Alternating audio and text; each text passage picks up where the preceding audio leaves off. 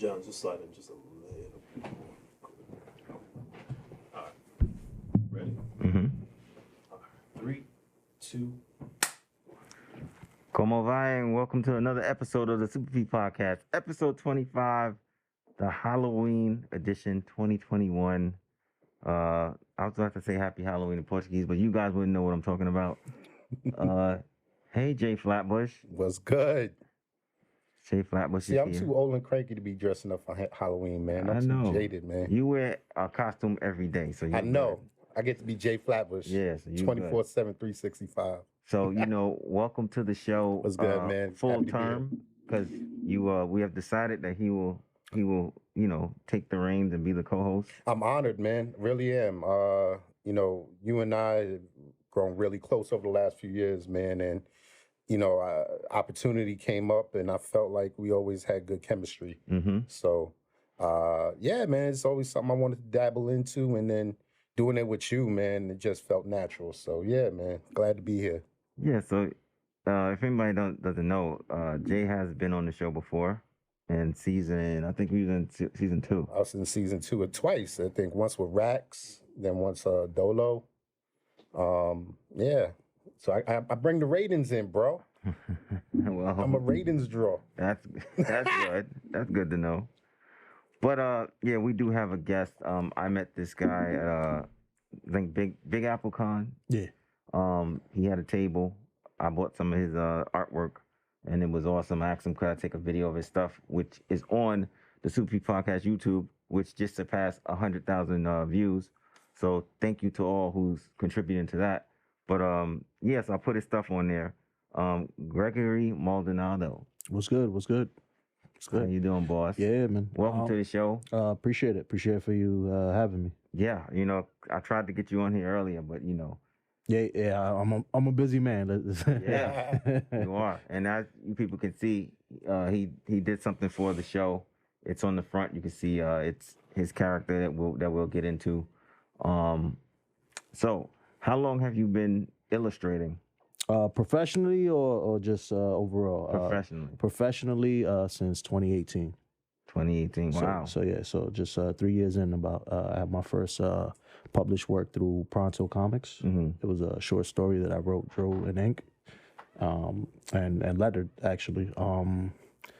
That was I got in touch with a guy who's having meetings downtown in like around 21st Street, something like that. He was having like comic workshops and Mm-hmm. things like that. So he got together a group of comic artists and writers, and we all got together and did a Kickstarter and did an anthology comic. And it was published through Pronto Comics, and that was my first published work. Mm-hmm. And then that's how. So from there, that's when you started. Because I know you have like your own kind of comic. I'm almost about a brand, like. Yeah. That's how you started your brand as far as like with your characters and all of that. Well, the brand, that started a little bit later. It was my creation in the first published comic. It was my story, my character, my creation. But I didn't. To be honest, I didn't know exactly where I was gonna go with it at that time. Mm-hmm. And then I got a little more serious about things and started. I got in touch with a writer. Actually, no, I did another short story with a comic company in Britain, Mondo Comics. Okay. And that was their story, their characters, and I just drew it. And then from there, I was like, I want to keep it going, whatever case. And then I got in touch with a writer from Utah, and his creation was the Shaolin Nun, which the Kickstarter just ended today, Halloween. That was the third Kickstarter, so we had 3 successful Kickstarters for 3 different issues. Mm-hmm. And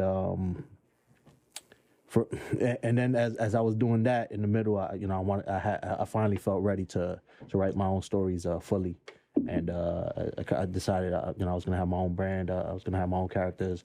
I got a host of ideas that I'm itching to get done, Mm-hmm. and that's gonna be put out through my stuff, which is Malo Comics. Mm-hmm. Yeah. Good. What is Milo? Malo. Malo. How you spell it? MALO. MALO? Yeah. That's dope. Yeah. And you still do commission works like for other people and Yeah. Still do commission works. You could contact me. You can either catch me at one of the conventions. I'll probably be at a host of different conventions on the East Coast next year. Or you could just hit up my Instagram or my emails or something like that. My Instagram is Greg_Mal_ART. So you could DM me there and get in touch with me, and I do commissions. Currently doing a personal commission, Hulk versus Wolverine type thing. Whatever cases, I do all types of things. You name it, for the most part, I could do it. I'll let you know if I can't, but. So who are some of your inspirations growing up? Inspirations, art-wise, the first comic I ever read, or the first comic I ever got, rather, my father bought for me. Must have been like 5 years old, and it was X-Men issue 1, which is Jim Lee. Yeah, I was about to say I see some Jim Lee influences in your work a little bit, man. That's high praise. I appreciate that, man. Yeah. Jim Lee's the man. That's the GOAT right there. So, that was the first comic I ever got, and then shortly after that, the cartoon came out, and I was X-Men issue #1. That was the one with the triple cover, right? Yeah. I think it was trifold cover. Yeah, I think it was like 4 covers. Yeah. Oh my God. See, I grew up in the McFarlane, Jim Lee era, man. I remember tracing Spider-Man #1, the McFarlane. Yeah. I got a couple issues of that. Son, that I think that was like the golden age, in my opinion. Yeah, I agree. I mean, the 90s, I was brought up in the 90s era of comics, so that for me is it. I mean, it was the good and the bad. You had the explosion in the early 90s, and then the late 90s, the comic market was dying, so to speak, whatever cases. Yeah. But I mean, everything good came from there, the artist wise. And it laid the foundation for, artists, Jim Lee's and McFarlane's, when they started their own imprints, Image Comics and stuff like that. Which is huge right now. Yeah. And I could see you taking a similar path, you know what I mean? Starting your own brands and imprints and stuff. Well, the comic workshop that I got my first published work, we were just talking, and like, this could be the beginning of Image Comics. It didn't work out that way, but we were dreaming. So, but I mean, if you could do it independent, then I mean, it's a lot of work, but you can make a good chunk of the change. Again, if you could do it with the big imprints too, I mean, you can make a lot of money, but they're gonna take their cut. Yeah, absolutely. That's what I'm gonna ask you. Did you ever think about working for like a Marvel or DC or? Yes. The goal is to get in with them. Probably build my brand, in terms of my name, my recognition, and then probably do my own stuff, my own stories, or vice versa. If I could build my brand by myself on my own feet, then I'll do it that way just fine. Yeah, because there's people that have their own imprints, and they're just just doing fine. Like, you don't necessarily have to go to a big company, but I mean, it probably wouldn't be for a long time. Yeah, a lot of people. Don't want to do the independent route, or when they read the comics, they want to go with characters they recognize, like Spider-Man or Superman, whatever it is. So if you add that to your resume, then it'll add, I guess, credibility from the outside looking in. So it's almost like a portfolio builder. Basically, yeah. If you have that under your belt, it's like, oh, he did this and he did that. Yeah, it's like working at Apple or some shit like that, and then starting your own tech brand. Exactly. Yeah. I used to work for Steve Jobs. Exactly. Yeah, right. No doubt, man. No doubt. But what's the craziest shit you ever been commissioned to draw? Crazy? Not crazy. It's mostly comic related stuff. I mean, the second story that I did was a horror story, and it was spider-like creatures that came out of cat shit.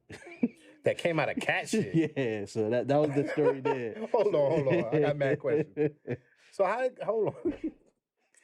So how did the spiders come out the cat shit? Like, so it wasn't really spiders. Cat shit was an incubator or some shit? Yeah. So essentially, the base of the story is all cats are evil. So and the shit, they grow little demons or whatever you want to call it. So, it's like some gremlin shit, but instead of water, it's shit. Yeah, exactly. Shit, that's what's up. I forgot the writer, but he was a crazy dude. He's from Britain. Seemed like a crazy dude, man. You gotta be crazy as fuck thinking of some shit like that. Yeah. But it was fun to draw though. But when I was telling everybody, when they were asking, "Yo, what you doing now? What you doing now?" Yeah, I'm drawing cat shit. Oh shit, man. Yeah, but after that, I started the shaolin nun thing, which is doing good, and I'm pretty excited. I'm gonna start working on the 3rd issue, which I actually already started work on the 3rd issue. Yeah, like I said, the Kickstarter finished now, and we trying to get it to the 6th issue and get it to a publisher just to get the big publisher to. Yeah. And I think it's dope that you have a female protagonist. You know what I mean? That was the basis. The inspiration was the Women's March initially, and then you definitely want diversity in there. So we got an Asian lead, and we got a half black, half white, I guess secondary lead or secondary the backup. And it's the idea is to add diversity as much as possible, and to give kind of a different look than most people do with the average story. So that's what's up. Yeah, man. So the third Kickstarter did well, I guess, right? Yeah, it was fully funded. It was successful. I'm super happy about that. Yeah. That's what's up. And that's the third one. So the other two were just the same way, or was this the most successful one? This was the most successful one in terms of earnings, for sure. It seemed every Kickstarter it gained more. So this is my 5th Kickstarter that I've been a part of, and it seems with every Kickstarter I've done better and better. So it works out pretty good. Yeah, well, I think the character is dope, man. That's the Shaolin nun character. That was the first when I saw your table. That was like one of the first characters that caught my eye. Appreciate it. You know, because I think I got the one where it's her and like a whole bunch of monks. Okay, that's probably the first issue. Yeah, that's the print. Yeah, the first issue. Yeah. But yeah, I just think it was just I think you need to definitely ride off into the sunset with her. Yeah. Okay. Nah, it's a good. It's a good character, man. It's a good character. So how you feel about the comics industry right now? You know what I mean? With all the the movie studios snapping up all these brands, all these IPs. You were just talking about doing the independent thing. That's probably the biggest reason to do independent, because the hopes are that a Hollywood studio is gonna pick you up and you're gonna make that big paycheck. Right. Yeah. So it that's not the only motivation. Obviously, I want to turn out good comic books, but it'd be a big thing to see it. To see it helps with awareness. You know what I mean? Bringing awareness to the brand, your other characters. You know. So you had Marvel that was just pretty much killing it in every aspect, but they had to deal with Netflix before. Remember, they had Daredevil, Iron Fist, or those other shows. So they stopped doing that when they brought out Disney Plus. So now Netflix is looking at all independent properties, and Netflix is the biggest streaming platform. So that means every independent got a shot. Yeah, absolutely. Yeah, so, they snatching up everything. Yeah, Netflix. So that I mean, it's definitely an incentive to keep doing it independent. Yeah. Yeah, no doubt. Yeah, because then you don't have no middleman to cut. Exactly. It's just you. Yeah, everything. You're not getting raped by the big. Exactly. You own everything. Shit, anything comes out, that's all you. That's the beauty of the internet, though, and it's allowed. Because back in the day, you used to be a slave to the big corporations, you know what I mean? And now you could get your art out there, whether it's music, comics, whatever. You can get it out there independently without having to rely on, catching a break from a Marvel or a DC, you know what I mean? And, internet's got its faults, don't get me wrong, bro.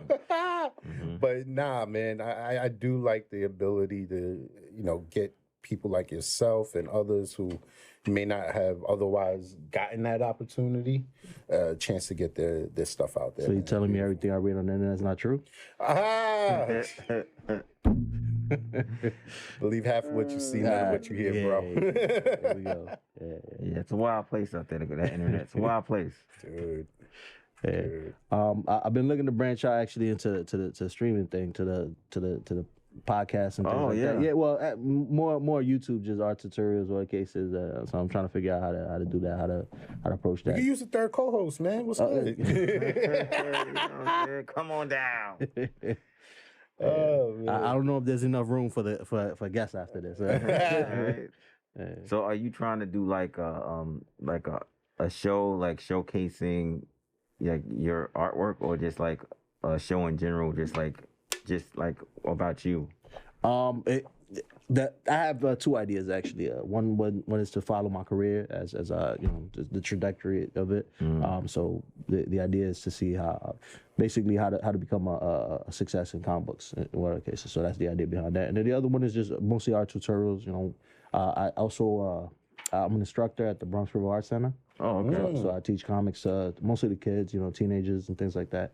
So the other idea would be to do that through the internet, through YouTube. Yeah, well, definitely, you have the content. You should definitely, do a YouTube channel. Just basically, like you said, either showing what you show to the kids, or like when you have a new character debuting, you throw it on YouTube. Like, this is my new character, and you talk about it, and you show, show the attributes and stuff like that. I think you definitely do that. Yeah. And even if you're gonna do a podcast, you can do that too. Like I'm saying, when you got content is king. As long as you push your content, Right. you'll have somebody watching your show. You know what I'm saying? That's what I was gonna say. What's the best way to promote it? I mean, you obviously have a great success here. Yeah. So I mean, well, it's not easy, but you got to just promote it everywhere. Like I said, like you got to be on the podcast apps. You got to be on YouTube. You got to be on Instagram. You got to be on Twitter. See, I'm everywhere. You know what I'm saying? I mean, you got to be consistent. Yeah, too. and I promote, like we do this episode. I'm gonna promote it for as many pictures Josh takes. Is every week, every day you're gonna see something about this episode. Yeah. And that's what you gotta do, because people may get tired of it, may not like it, but then they know that the episode's out. right. And as long as I get that one person, then what I'm saying, and it's a success. It's a little harder for me because doing that, then it kind of takes away from the art, from the making art. Yeah, you gotta basically like take time out your day. Yeah, you do, man. You have to dedicate that time if you want to raise awareness. You know what I mean? You have to. Yeah, like when an episode drops, I like time it. Like for instance, this episode will be out at 12 o'clock tomorrow. I mean, but if you have the Patreon, you can get it tonight. Oh, word. For $5. So you do what you want. But so basically, while the episode is premiering, I send out the link. He knows. I send out the link to all my contacts. Okay. I don't care if they like it, they don't like it. They could just tell me, don't send me the link. If you don't, I'm sending it to you. And you just gotta that's how I do it. You know what I'm saying? That's how, you just gotta just keep on being consistent. Just whether it's a sucky episode or a great episode, you still gotta put it out there. Right. And you out there in person, like at conventions. Now I go to conventions and people know, about the show, and it's just getting awareness. And I like going to the convention because then I can meet other people like yourself and bring them on the show, and then just connect that even more, And it's a way for me to have more content, so I can throw my 16-second videos on there and have 10,000 views. So, quick plug: I'm gonna be at a convention in the Bronx on East Tremont. I can't remember the name of the show, but maybe I give it to you and you can add it. Yeah, definitely. Yeah, it's gonna be on East Tremont, November 20th for Saturday. Yeah, That's what's up. this Saturday. November 20th. No, November 20th. Yeah, There's a comic convention? There's a small comic convention. The first one, and I mean, we assume the first one in the Bronx. So yeah. So That's what's up. Yeah, I was about to say in the Bronx, you don't really see a lot of like big conventions. So like the that. promoter That's what's actually at the same convention I met you, the promoter came up to me and he was saying he's gonna try something. So he's gonna try it out in the Bronx and see how it goes, and hopefully there'll be a next year. Are you doing? I know they have WinterCon in January. I'm not. I haven't. I pretty much shut down. Probably got like a full schedule. But I got the classes and the comics that I still got to do. But I might look into that actually. Was that Long Island? It's in Queens. Queens. Oh, actually, that's not bad. That's right over the bridge from me. So, yeah. I might look into that. Yeah. I mean, like I think you should be everywhere. Like that's why I asked you. I thought you were gonna be at Comic-Con. Yeah. And he's like, no, I'm just gonna be breezing through. Well, what happened with Comic-Con, with New York Comic-Con? I tried to apply too late.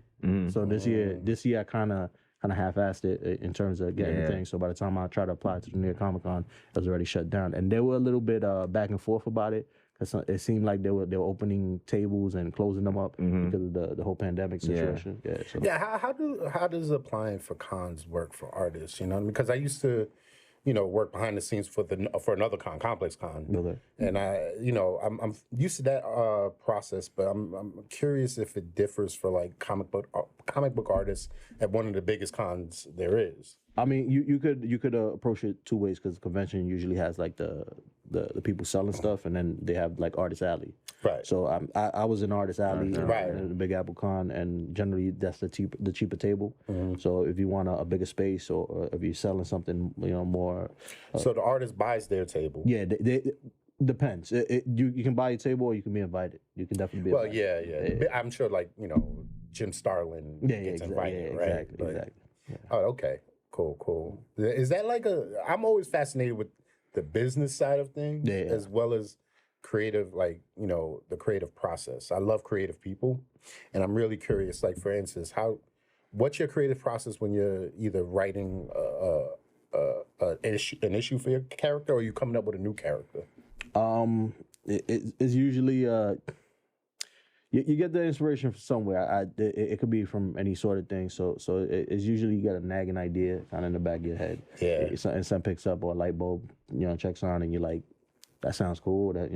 So then it just kind of festers in your head, whatever cases. So you kind of let it mature in your head in terms of writing, Right. or even visual. You let it mature in your head, whatever cases. It might be a couple days, might be a couple weeks, might be a couple months. Right. So then when you feel like you fleshed out enough in your head, then you get to actually writing it, and you put it into the structure, which is you got the story structure, whatever case is.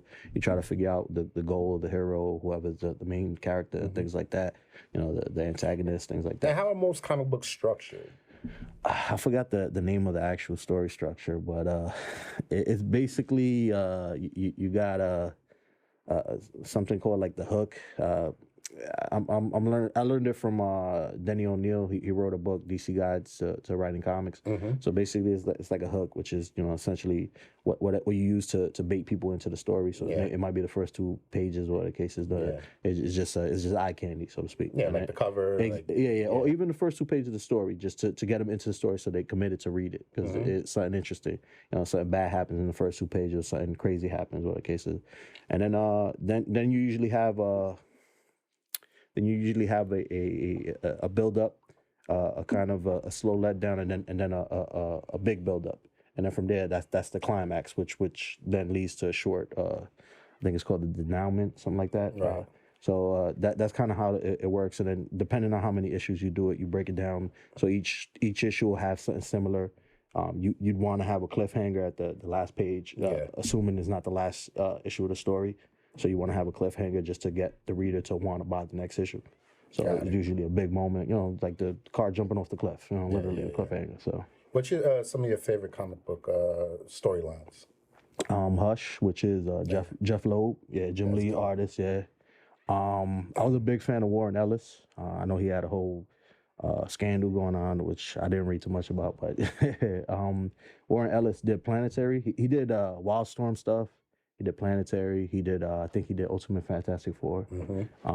He was in terms of writing, that he was probably my favorite writer. Also, Brian Bendis, who did Ultimate Spider-Man. He's right now, I think he's doing a Superman for DC. Yeah, I think so. And I think he went back to his creator-owned stuff, and he's doing that through Dark Horse.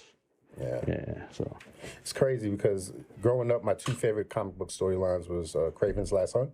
nice. I'm a huge Spider-Man fan. I got 2 Spider-Man related tattoos. Love Spider-Man. And funny enough, Infinity Gauntlet. And, growing up and watching the Marvel Universe start trending towards one of my favorite comic book storylines, I was so hyped up. But at the same time, I know like the comic book storyline, like panel for panel, and I see what they're doing, like all the ways they're diverting from the comic book storyline. And I thought at first, I've grown to love it now, but at first I was like, they're bastardizing the storyline. You know what I mean? Like, where's Death? Yeah. You know what I mean? Like the whole purpose of him snapping, the snap was for Death. You know what I mean? And she playing no part in this shit. But I understand that some things don't translate well from comic books into movies, but it was just weird seeing one of your favorite storylines become, like the backbone for an entire industry now with superhero movies. You know what I mean? It's they're the dominant movie, so the dominant genre. Yeah, I just found it insane, bro. See, what's funny is most comic purists, they feel the same way, at least initially. What kind of eased me into it was when Marvel did the reboot with the Ultimate line, since it was like a restart of the old stories, just in present day, it kind of kind of for me, it kind of laid the seed. Like, all right, you could experiment with the stories. It's still true to the idea of it, whatever case. Even though Infinity God they didn't have death, whatever case is the Infinity War. But so I guess it kind of eased when the movies, they changed up because Dark Knight's still a good movie, right? Yeah. I mean, Yeah. Batman Begins still a good movie, things like that. So it's You gotta appreciate it for what it is. Exactly. I guess, you know what I mean? Even though it's related, similar storylines or whatever, but you gotta appreciate the differences too, I guess. Yeah. I ain't trying to be one of those like raging nerds on the internet. Oh my god! Yeah, he's like, oh, it has to be Comic you know, accurate. yeah, If it ain't everything has to comic be accurate, the hue on the glove was different, and now all of a sudden this whole movie's ruined. Yeah, But you know, with the movies, they gotta always change stuff and make it. Yeah, they have You know what to, I'm saying? man. Like, you Switch it can't up a have bit. all of these cosmic entities on the Marvel. Like, and it's funny enough though. Now they're starting to trend that way too Yeah, with yeah, the now, yeah, Eternals yeah. and stuff like that. But I don't think audiences was ready for it when Avengers came out. And they introduced Thanos. It was like, what they kind of started, I guess, on the ground level with Iron Man. They kind of started Right. with real world, the war, whatever cases in Afghanistan. I think they eased into the big superhero with Thanos, whatever cases. Well, in Avengers they did it, whatever cases with the appearance of Thanos at the end, the secondary scene. So yeah, they leading us into it. I'm waiting on Galactus for Fantastic Four. bro, the way they fucked Galactus up a couple years ago, They with made that him a mushroom fucking cloud cloud. was- They made him a cloud. whoever did that shit needs to be fired. Bro. Yeah. Probably was. That bro. was Fox. that was Fox. That's why they lost all the characters to Marvel. But no, I think Galactus in the MCU is. I'm actually really excited. What they're doing now with Disney Plus series because Loki was incredible, and introducing King the Conqueror that way. Jonathan Banks, I think, is the actor's name, right? Not Banks. Jonathan something. Yeah, it's Not Jonathan. Banks. His name's escaping me right now. But that last episode, oh my God, I watched that thing like 10 times, bro. That performance was amazing. Yeah, he's good. And Kang is the way they because Kang is a very complicated character in the comics, man. Like, there's so many versions of him, but the way they're introducing it to mass audiences, I think it's simplified, but keeps enough of that complexity. You know what I mean? Where it's intriguing. It ain't too dumbed down, but it ain't like fucking batshit like it is in the comics. You know what I mean? Yeah.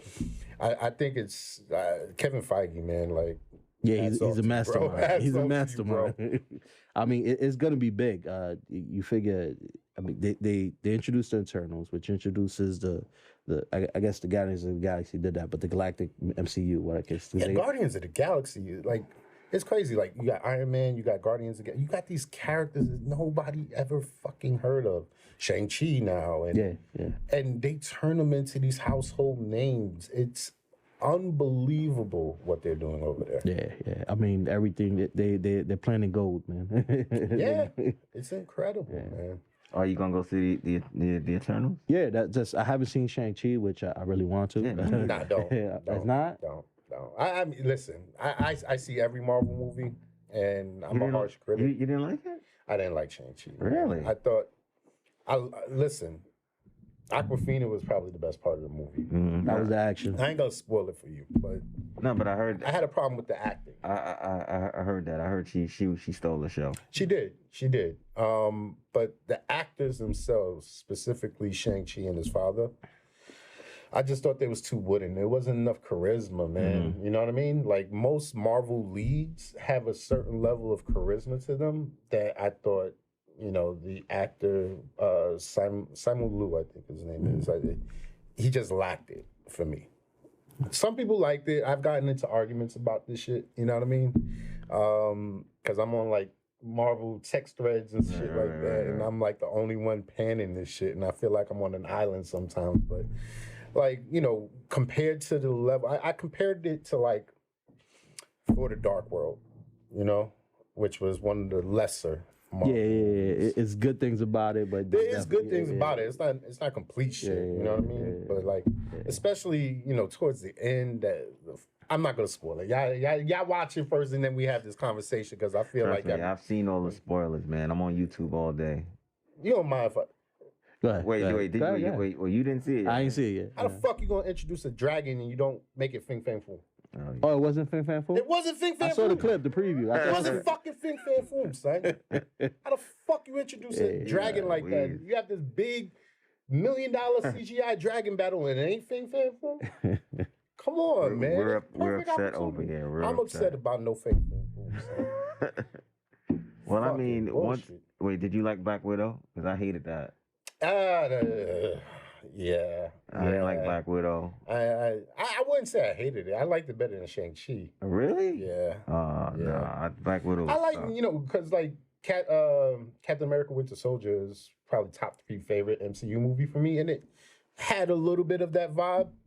It wasn't nowhere near as good, but I kind of like those, like, espionage kind of. Nah, I didn't like what they did to Taskmaster. Like they made him. Well, first they made Taskmaster a girl, which is not probably he was a girl. It's Right. the fact how they just messed up his whole origin story, and it's like they didn't make. Well, any now sense. you sound like me with the Infinity Gauntlet and no fucking Lady Death, yeah, right? I mean, it just didn't make any Now sense. you know to how me, where you I'm know what coming saying? from. I'm like, okay, so now Taskmaster is a female who Black Widow almost blew up years ago, and then I'm like, no, that's not his origin. Whatever. I thought what they did was dope. You know what I mean? He had a little bit of elements of all, or she had a little bit of elements of all the Avengers. Yeah, she can but, mimic like anything, any move you did. She can mimic, so. I thought the Red Guardian shit was kind of stupid. Yeah, well, that's like the Like my Russian man Captain America. fat and can't even fit in his suit, and like they did that already Yeah, with but he Thor. broke- I was just about to say that. It Yeah. was the same joke. Yeah. It's the same shit. You know what I mean? And Marvel's already being accused of being formulaic, and then you replaying the same kind of punchlines and shit like that. I don't know. Well, they said Eternals is bad, so Really? Don't tell me that. What bro. was it? Rotten Apples got like 73 or something? It's the first one that didn't get like a fresh. What was the tomato thing? Yeah, Rotten yeah, Tomatoes. yeah. Fresh score. They didn't get a fresh score. Yeah, It's Rotten the first Tomatoes full Marvel. of shit. It's the first sometimes, though. Marvel movie. It's the first Marvel movie. So Yeah, hold they on. Third Thor: The Dark World got a fresh score. Yeah. They full of shit. See, that's why I don't believe fucking Rotten Tomatoes. Because Thor: The Dark World was hot trash, bro. Bro, I'm telling you, Hot it's trash. the first movie that's not fresh on Rotten Tomatoes. I'm gonna have to But it's see. early though. That's what I'm I'm gonna saying. see it anyway. It don't it's not- matter. It didn't even drop, so it could drop and the score goes up. Yeah, because that's only Yeah. based on a certain Right. amount of, like, a handful of that It's got just- the early Yeah, release, it's a right? certain amount of votes, but it can, people can love it and then it'll go back, it'll go up. So And my man Jon Snow in it though, right? yeah, I both. fucks with Jon Snow. Both. Yeah. Shit, what was his brother's name in that shit? Game of Thrones. I don't know. That last season fucked me up so bad. Rob Stark. Rob Stark. Right? He cut his head off and shit. Yeah. Game of Thrones last season sucked. It did. Yeah. It did, man. The way they paid off was that the Snow King, what's that guy? The Snow King, the White King, whatever he was, the demon guy. how they killed him so easy. I'm like Well, yeah, not only that, it was like the White Walkers, what do they call them? Yeah. Honestly, I like that part. I You think like they that should have part? just ended it there. you know what? The battle was the Battle of the North, or what was it? Winterfell. Battle of Winterfell. But Yeah, my yeah. thing is, Greg, they made him such a badass through the whole thing. Yeah. You would think that if he was gonna go out, it was gonna be like a blaze of glory. He just went out, like literally, like see you later. I think it's one of the biggest storytelling blunders of all time. Yeah, With Daenerys. cause he was a oh yeah. With Daenerys. Because there literally was no reason for her to snap the way she did and start killing all of these innocent civilians. Their counter was that she was already crazy. The way she killed her brother in the first season, and No. There was rationale behind everything she Agreed. did I agree. up until that point, good and bad. Yeah. You know what I mean? There was a level of rationale behind it. It made no sense for her to snap like that. It really didn't. She had won. It was done. Yeah. There was no reason for her to do it. They say she was living on the edge, and then I guess that was the breaking point. Well, if that was the point, it could have been forecasted out better. You know what I mean? It could have been foretold better. I think what they did wrong was they did it in 6 episodes the last season. Yeah, it was way too condensed. If you had maybe 10 episodes to kind of flesh out her flipping, I think it would. Yeah, you could have put more in there, more foreshadowing in there. that could have lent credibility to that decision because the way she just turned on the dime and like it shit looked cool on TV, you know what I mean? Like seeing a dragon just torch everybody in the town, like holy shit. Yeah. But like from a plot standpoint, it made no fucking sense. Yeah, because she was all about protecting innocent people and things like that. Doing the right thing and then doing this whole and then she throughout the whole burned little series. kids. She's freeing people and she's caring about all these people. And then she's like, "Fuck them all, burn." And I'm like, Last season, it was a dumpster fire. I mean, what I'm saying, like, yeah. But you know what? That's because George R.R. Martin is the slowest motherfucking writer in history, bro. And it really wasn't fair on the producers. They didn't go into the show trying to finish his books and finish his story. They thought he would have been finished already. You know what I mean? And then the show caught up with the books. And they're like, holy shit, George, what you got for us? And he was like, maybe this happens, maybe that happens. I don't fucking know yet. See, I don't agree with that. The thing is they got writers on the show. They converted the books. The books aren't the show is not 100% true to the book. Not 100%. Yeah, no. yeah. It's a lot of deviations. So Right. So they got writers who changed the story and were able to do 6 successful seasons, and then that 7th season was complete shit. No doubt. But Basura. yeah, I think while there is deviations, the core spirit of the books, Fair enough. the show followed the core spirit of the books and the core storytelling. And then once that ended, they didn't have that backbone to go off of anymore. You know what I mean? They didn't have that guiding, that North Star. Right. And then they had to just take some of his cliff notes and try to finish it on their own. And you can easily tell that there was a huge drop off in quality of storytelling once it surpassed the books. And it took 2 years for the last season to drop. That's probably what made it worse because there was this buildup of expectation. Yeah. And it was just like a complete letdown. Yeah. Oh, man. Yeah. I don't know, man. HBO. HBO Max is not that bad, man. Nah, I think they're falling off a little bit, man. Like, I didn't like the latest episode of Curb Your Enthusiasm. Like, I don't know, man. HBO needs to step up. I think Disney eating their lunch, bro. So you think Disney's the best streaming? Right now? Right now, hell yeah. Yeah. Everybody tunes in for whatever show, and they only dropping one show per. I mean, I'm gonna be there with Disney, when Hawkeye drop. I'm gonna be there with popcorn waiting. Yeah. There's Disney, Netflix, Amazon. Was it Amazon? Disney, Netflix, Amazon Prime, Hulu. Apple TV.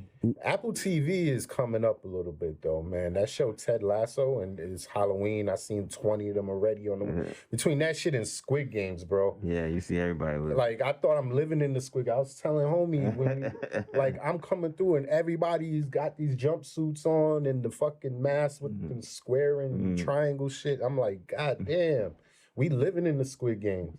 Yeah, you'll see that next year in all the conventions. It's gonna be this Halloween. I'm sure there was everybody dressed up. Oh yeah.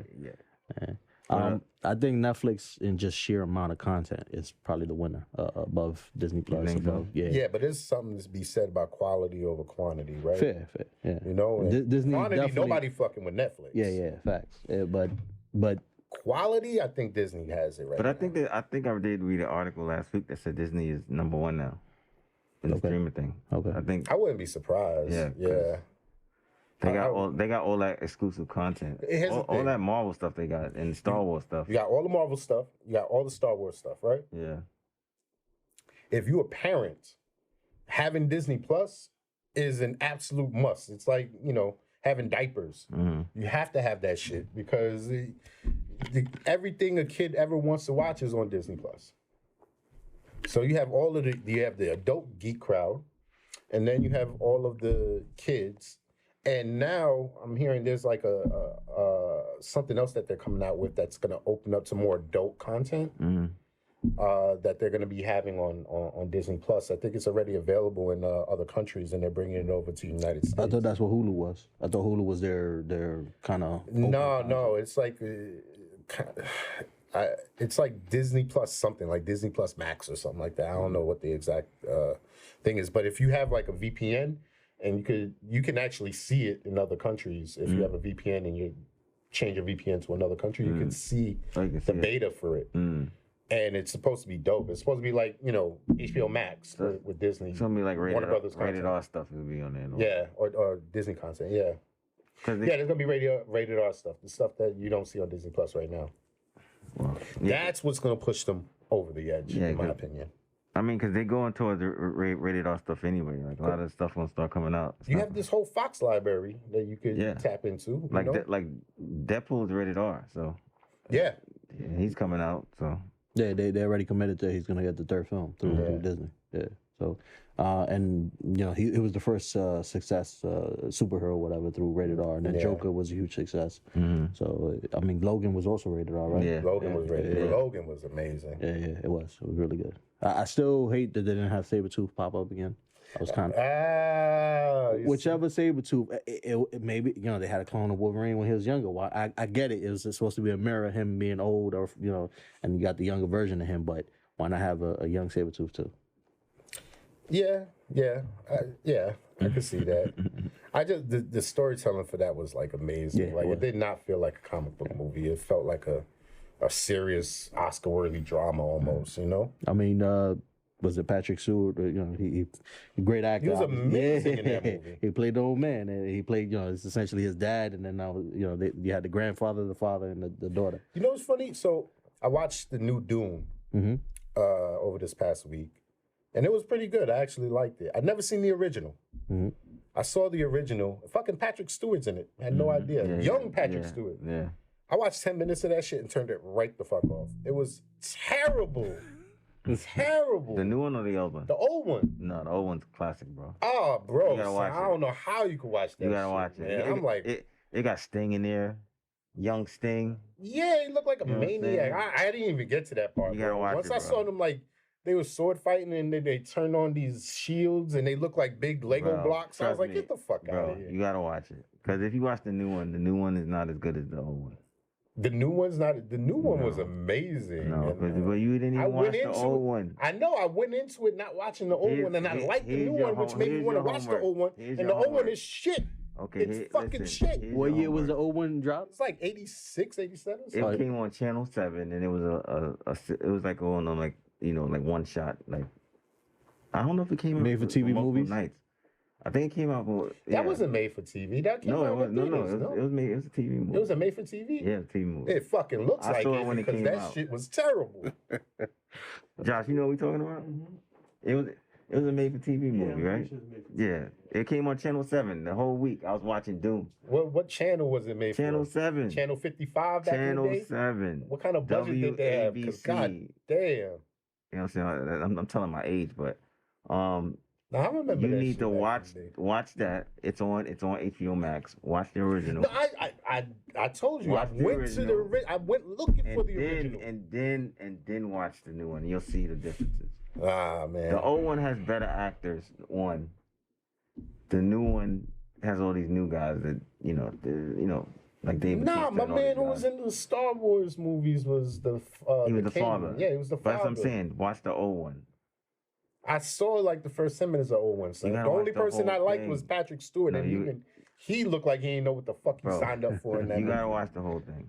So that's your homework. I'm gonna watch the whole old thing. one. I'm gonna report back in next episode. I'm report telling back. you, I'm going in on this shit. All right, so I haven't seen either. So what I'm gonna do is I'm gonna watch the old one. Watch the old one first. Yeah. If you can make it through that motherfucker, You'll make it through. Trust me. you're gonna be texting Pirate like, yo, this shit was trash. Oh, yeah. I can't believe you made me waste 2 hours and 18 minutes of my life. He gonna Don't give listen to him. He's Please, gonna don't give you listen the to him. exact watermark of the minutes. Trust me. I've seen both of them, and the older one is an easier watch because a lot of the stuff what the new one is doing is kind of like stretching out a lot of the stuff that happens in the book, like stretching it out. The old one kind of gets to it, and then they move on.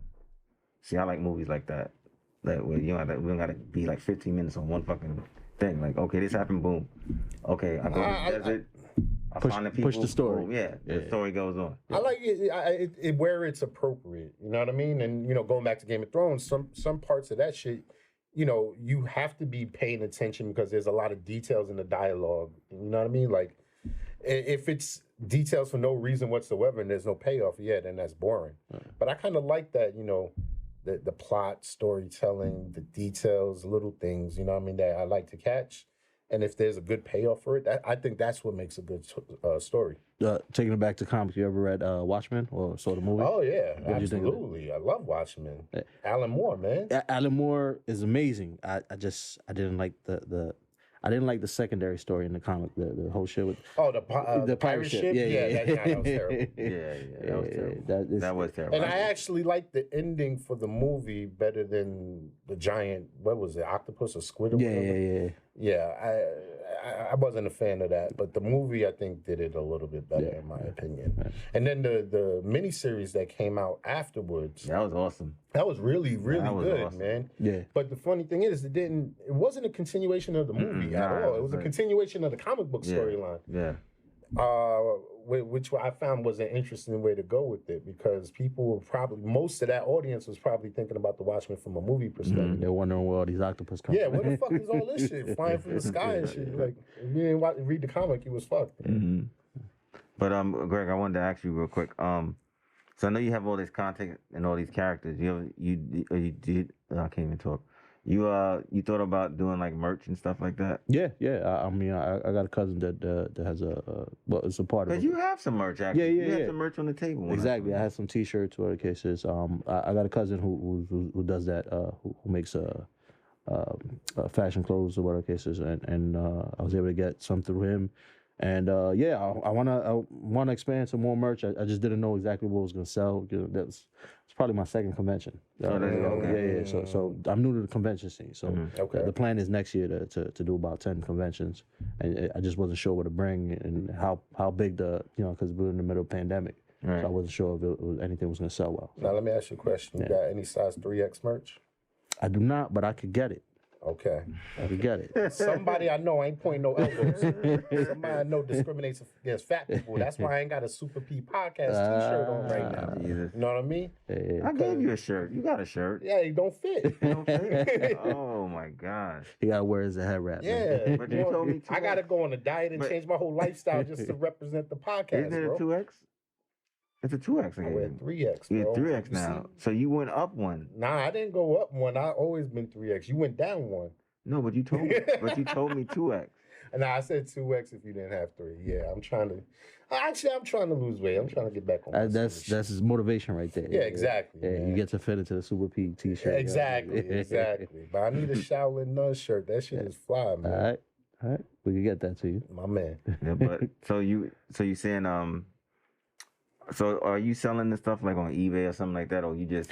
Not yet. I'm in the middle of starting a website. Nice. Yeah. So I'm gonna have a little shop in the website. I'm gonna have content, whether it's the stuff I post on YouTube or other social media, things like that. And I'm gonna have the comics for sale, the art. Yeah, because definitely do the website. Yeah, And definitely, I'm telling you, definitely use eBay as a tool though, because you can throw stuff on there. Everybody was telling me, what is it? Not artsy. What the hell is it called? Etsy. Yeah. I don't listen. Because everybody says that's where the artists go. Yeah, here's the Listen. thing, man. They customers I done ordered a few things from Etsy and never got them. What I got wasn't what was described in Listen, I've had a storefront on Etsy. Right. It's cool and it's I say very cost efficient, but it just doesn't have the options you can use like for eBay or all these other You can run the shop through Amazon. yeah. All right. But I mean, for me, eBay has the most options, and the storefront they only charge you $15 a month. But I have to generate my own traffic through the eBay for my particular type of stuff that I sell. Yeah, but what happens is if you basically you branch it off into all your social media. Okay. So the traffic is not a problem. It's just that you're keeping your like refreshing your store. You know what I'm saying? Like always posting, having new stuff up, so that when people see stuff, they look at the old stuff. Yeah, I think you can put tags on eBay. Yeah, so you like can do, if yeah. people search certain things. And it's not shadow block like Instagram or cases where we can tag it. Nah, eBay ain't. And you can even pay to get your stuff bumped up Yeah. on Okay. eBay. Okay. You know what I'm saying? Like sponsoring ads, Yeah, promotion. Yeah, exactly. Throw like $30 on there, and they'll bump it up to like every time somebody opens, they search. Let's say they search none. Your stuff will be at the top of the list. All right. Yeah, that sounds like a good plan. So So don't do the website or do the website No, simultaneously definitely the with website, but definitely I'm saying definitely because I have a website too, but I Right. also have an eBay store, Okay. and the eBay store just basically is self-sufficient. You know what I'm saying? Stuff I just post stuff up there, I leave it alone, it sells, it goes into my account. You know, at the end of the month they charge me, boom, goes into my account, comes out. I'm just saying it's good to have that secondary source. Right. Because the website can be your the first source, but you still need to have, like, if this is not selling here, you never know. Somebody in Russia could see your shirt on eBay, just buy it. And how do they charge you? Is it a fee per purchase, or is it Nah, they do it monthly now. a monthly shop for your shop to hold your shop monthly up, now, yeah. keep your shop up? But it's really not. It's not that much. Like, Okay. It's very economical. All right. You know, but Etsy, I don't like Etsy, bro, because I mean, like I said, it's cheap to do, but it's just like they don't have the clientele that you can get from eBay. The traffic. They don't get the traffic. Okay. You know what I'm saying? It's like night and day, bro. Like, Okay. you know, and I know a lot of artists is on there, but I mean, that's what everyone tells me. If you want Etsy your is- stuff to sit, Yeah. You know, No, I mean. or you want your stuff to sell. Yeah, exactly. You know, that's what I tell people. eBay, shit sell. It moves. You lower it $5-10, next thing you know, it's out the door. Got you.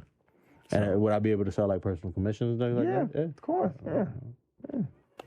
I sell everything on eBay. Like, I'm starting to put the shirts that I make for the podcast slowly. You know, I try to wear them first so they can see them, and then I throw them on the eBay store. So, you know what I'm saying? So they can see it. Because if people always tell me, oh, I want that shirt, isn't that okay? Here's the link. You know, they buy it. I send it to them. That's it. You know, I move on with life. All right. But you should definitely do it because I'm saying you have all this content. You know? Yeah. You have all these dope characters. I'm in the middle of everything and kind of half-assing everything and then trying to get, you know, whatever case. But I'm definitely trying to get that website done. I've already got the person that's gonna design the website. So yeah, so definitely in the middle. I just gotta create the content. Is more honestly the thing, because I wanted to do a content page for videos. Like I said, the art tutorials, things like that. You know, so yeah, you got all the tools available, bro. You just gotta basically take your time and, you know, start one thing, knock that shit out 100%, and then go to the next thing. Okay. Don't try to make them all at once, because I know the problem, you know, is I'm usually in front of a table trying to draw or whatever. So that's it. Anytime I take time off for that, it's like it throws me off big time. Do one thing at a time and pace yourself. I'm telling you. Facts. Don't force it, because that's when you fucking be disaster. You be trying to, oh, this is half-assed, this is 75%. Then you are just gonna be like, you know, screw it all. But before we go, so what's your plans for, you know, next year is fastly approaching. Yeah. So as far as your brand, your art, like what are your plans for next year? The plan is to do over 10 shows in terms of convention, in terms of personal appearance. I'm currently in the middle of doing the issue 3. The plan is to launch hopefully the next 3 for next year. So a minimum 2 issues. But in between that, I have other stories, my own personal stuff. You know, I have the first hunt. I don't know if you've seen that mini comic. So that was the T-shirt. So I have that story more expanded. I'll probably launch a Kickstarter for that one. I'm definitely gonna have T-shirts available through the social media. I'm gonna have the website up for sure next year. And maybe start the YouTube content. That seems like a good idea. That's I think that's pretty much it in terms of on tap for next year. Okay, you know, that sounds like a good plan. So we're gonna wrap this up. Hold on, before we wrap it up. Yeah. Last time I was on the show, I made a stock prediction. Here we go. AMC. Oh, here we and go. AMC immediately after the show Right. went up 50%. So I think that this show is good luck in terms of my personal stock positions. So I'm going to make another prediction. Yeah, go ahead. So first and foremost, I want to say I'm not a financial advisor. Yeah, do the non. I'm a degenerate gambler who understands the stock market. So please do not take my advice. Do your own research in DD and then make your own decisions. But for a stock tip, I think this week, BBIG. Vinco Ventures. Okay. They got a catalyst coming up. They're announcing some dividends. They're highly shorted. I'm predicting within the next 5 to 10 business days. Right now it's trading at 507, 10 plus. You're gonna double your money. Okay, you've heard it here. So when you lose your money, When you lose your money, don't come looking for me. but if you double up, I need a commission. I know you out in Jersey, so if I lose my money, There you go. There I you ain't go, giving you my Greg. address, bro. There you go, Greg. There you go, See, that's Greg. what the Rottweiler for. But Greg, so where can they find you online if they want to reach out to you? You can find me on Instagram, Greg Mal, GREGMAL _ART. That's on Instagram. And on Facebook, Gregory Maldonado. The YouTube page isn't up yet, but if you go to the Instagram, I'll announce that up. And I'll announce the website, and you can also go to shaolinnone.com. So that's the website for the actual comic. And when does issue 3 of Shaolin None drop? I mean, I know the Kickstarter is over. When is it going to be officially rolled out? Production probably takes a good 3 months. Yeah, good 3 months. So my side is probably a month. Then it runs to the Inca, which she's usually right on top of me. But then the colorist and the letterer is usually the slow part of the process. But they do good work. So yeah. Okay. All right. Jay, where can they find you? Jay Flatbush. Don't follow me. I'm gonna block you. Nah. Jay Flatbush. Jay Like Flatbush. that before. On Instagram and Twitter. I'm on Lomotive, which is a new TikTok competitor that is owned by BBIG, Vinco Oh, Ventures. Jesus. See, So, everything's connected. absolutely. Okay. Don't sue me. Oh, there you go. And you can find me on Instagram, Polo Parata, the Super P Podcast, on Instagram, Facebook. We're on Patreon. If you spend $5, you will get this episode early, and you will get other content that you do not get if you do not, if you're not a member. I want to thank Greg for coming through. Yeah, thanks, man. Appreciate it, man. Hopefully he'll come back when he has some more characters and all this stuff. And thanks for the artwork, Greg, because I'm gonna turn that into a shirt, I bet. and you'll be the first one with it, and he'll be the second one with it with a 3X. 3X. Yeah, there we go. But yeah, we will be back November 14th. That's our next show. Looking forward to it. So and Jay will be here. I'll be here. Absolutely. I think Josh will be here. Josh been going on vacation every day. So hopefully. So we're gonna get out here. Be safe. Have a happy Halloween. Happy MF Doom Day. He transitioned on this day. Descanse en paz. We're out of here. See you guys later. Super P Podcast. Ciao. Peace.